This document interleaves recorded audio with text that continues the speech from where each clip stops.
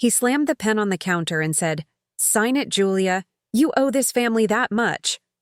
Everyone in the bank was staring, my father's voice echoing like a slap. My hands trembled, but not from fear, from rage. Because he didn't know what I'd hidden in that file. Something that would flip his world upside down in minutes. Before we go on, don't forget to like, share, and subscribe if you love stories where karma hits hard. Because trust me, this one's going to blow your mind. He leaned closer, whispering, "Stop pretending you're smart. Julia, you're nothing without us."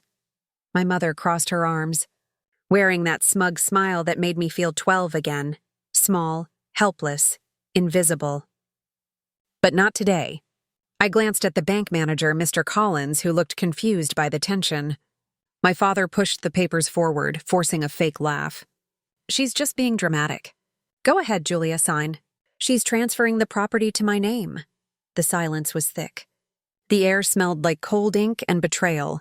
My pulse hammered as I looked at my father. The same man who kicked me out 3 years ago when I refused to give him control of my small tech startup. He had called me useless and told everyone I'd fail. Now that startup was worth millions and he still didn't know. I took the pen, pretending to obey. His eyes glimmered with victory. But just as the tip touched the paper, Mr. Collins frowned. He flipped the last page and paused. "Wait," he said slowly, his voice tightening. "What's this note?" My father's smile vanished. I held my breath, watching his face change color as the manager pulled out a folded slip hidden between the pages, the one I'd left there for him to find. And when Mr. Collins read the first line aloud, my father's world began to crumble. Mr. Collins's voice cut through the air. "To whoever reviews this document, please verify the legal ownership of the property under Julia Monroe LLC, not under Richard Monroe." The words hit like thunder. My father froze. His confident smirk cracked as every head in the bank turned toward him. For the first time, I saw fear in his eyes, the kind he used to enjoy seeing in mine. "What is this nonsense?" he stammered, trying to laugh it off. "She doesn't own anything. It's a mistake." But the manager shook his head. "Actually, Mr. Monroe, it's not. This property is registered under Julia's company. She's the legal owner." My father's jaw tightened. He looked at me, eyes burning. "You think you're clever? You're trying to embarrass me in public?" I leaned in, my voice calm but sharp. "No, Dad. You did that yourself when you tried to steal from me."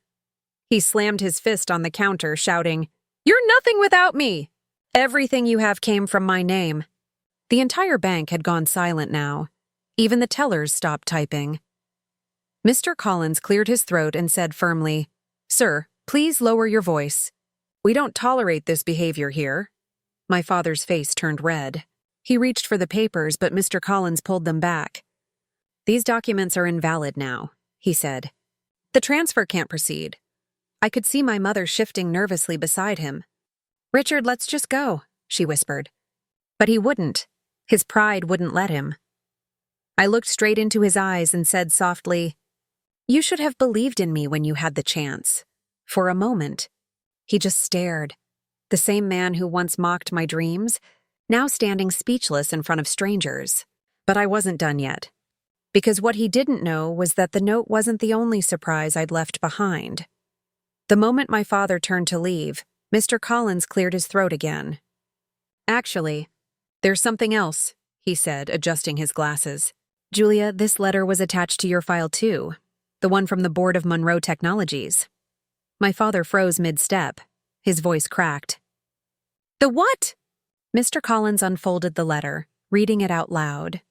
"Effective immediately, the ownership and all assets of Monroe Technologies belong solely to Ms. Julia Monroe.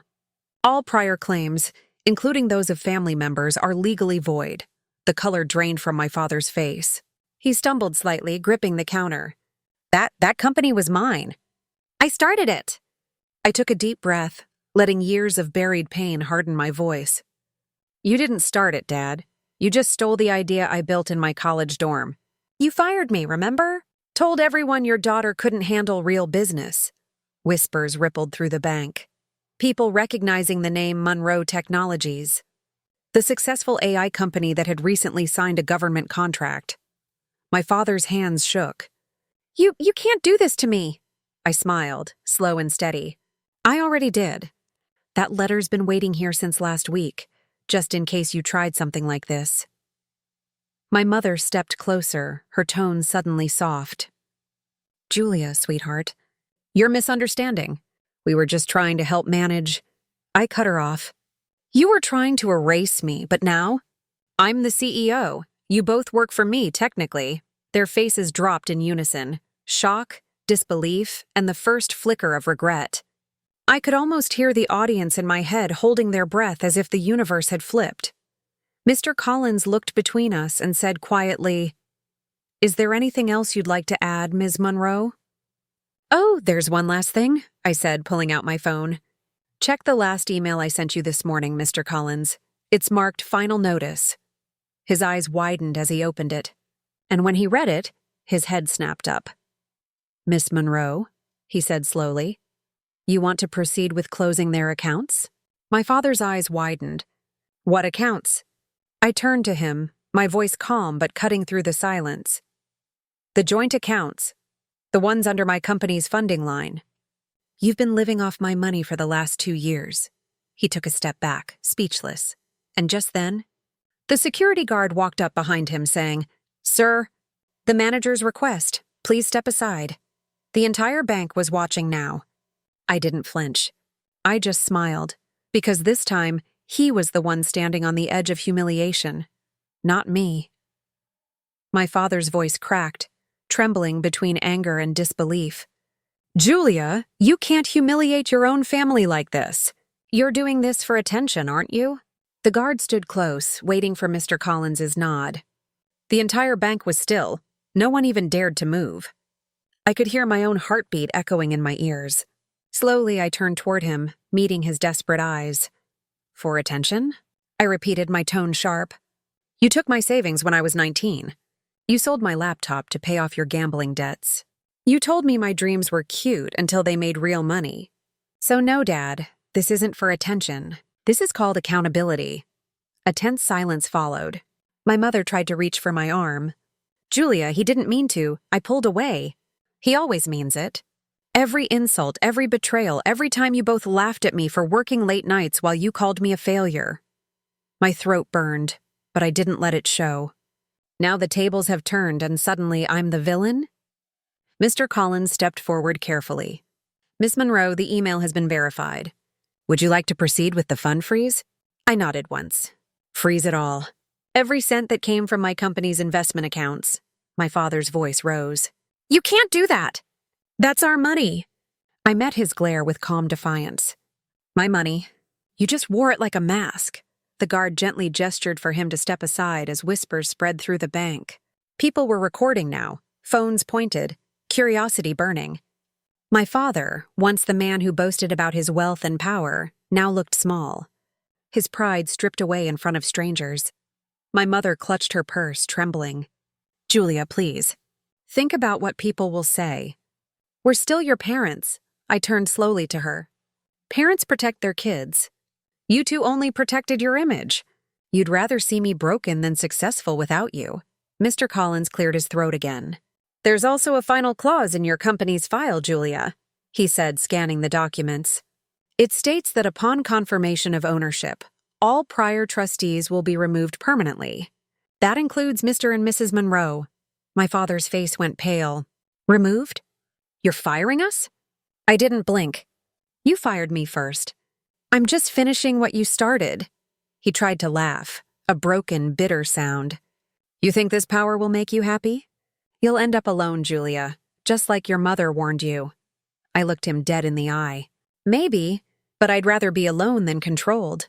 For a moment, no one spoke. Even the guard seemed frozen in disbelief. Then, as if fate wanted to stamp the moment, a notification chimed on my phone. A bank alert. Mr. Collins' monitor flashed at the same time. He looked up, surprised. "Ma'am, your main company account just received a transfer of $12 million. Gasps rippled through the lobby. My father's mouth fell open. 12? What? I smiled faintly. "That's the government contract I told you I'd never get." He took a slow step backward, his voice breaking. You lied to us? No, I said softly. I just stopped telling you everything. For the first time in years, I felt the weight lift off my chest. Every insult, every night I cried in silence, every word he used to crush me. It was all worth it for this moment. I picked up my bag, turned to Mr. Collins and said, "Thank you. That'll be all?" Then I walked past my father, still frozen, still shocked, and whispered just loud enough for him to hear, "Next time you try to take something from me, make sure it's yours to begin with." He didn't respond. He couldn't. Because in that moment he realized the truth. His power was gone, and his daughter, the one he called useless, now owned everything. I stepped outside the bank into the bright sunlight, feeling the wind hit my face. For the first time, I wasn't running from my past. I was walking straight through it. But deep down, I knew this wasn't over. Because revenge, once started, doesn't end quietly. The sunlight felt warm against my skin, but inside my heart was pounding, not from fear, but from release. Years of humiliation, doubt, and manipulation had just collapsed behind me like a dying storm. I looked at the glass doors of the bank reflecting my father inside, shoulders slumped, pride shattered, and I almost felt sorry for him. Almost. As I walked toward my car, my phone buzzed. A message flashed across the screen. Dad transferred all company documents to his lawyer before the meeting. Thought you should know. Mark, legal advisor. For a second, I froze. My father's downfall wasn't over yet. He had tried to play one final game behind my back. I turned, glancing through the glass doors. He was still arguing with the manager, red-faced and desperate. My lips curved into a small smile. "You never learn, do you?" I whispered. I opened my laptop in the car, connected to the secure system, and within seconds saw the file he'd tried to move. Ownership to transfer pre-draft.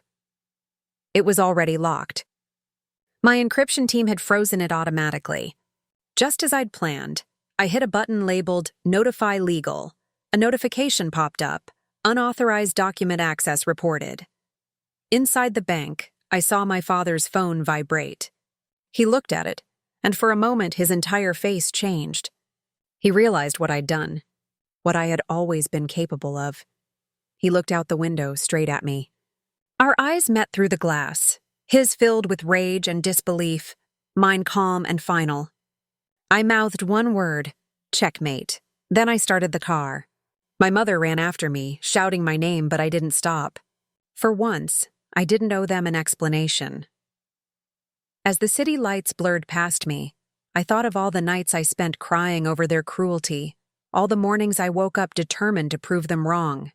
And now I finally had, not just with money, but with power, control, and dignity. In that silence, I realized revenge isn't about destroying others. It's about reclaiming the pieces they stole from you. A notification pinged again, an email from the company board. Subject, Official Confirmation, Monroe Technologies, CEO, Julia Monroe. Congratulations. Julia, you've set a new record. The board is proud of your leadership and resilience. I smiled, tears forming in my eyes. For the first time, I wasn't the scared daughter or the underestimated girl. I was the woman who turned her pain into power. And somewhere behind me, in that cold bank lobby, my father finally learned what true loss feels like. Not losing money or status, but losing the one person who would have saved him if he had just believed in her. As I drove off into the distance, I whispered to myself, not with anger, but peace. Never underestimate the quiet ones. They're just waiting for the perfect moment to rise.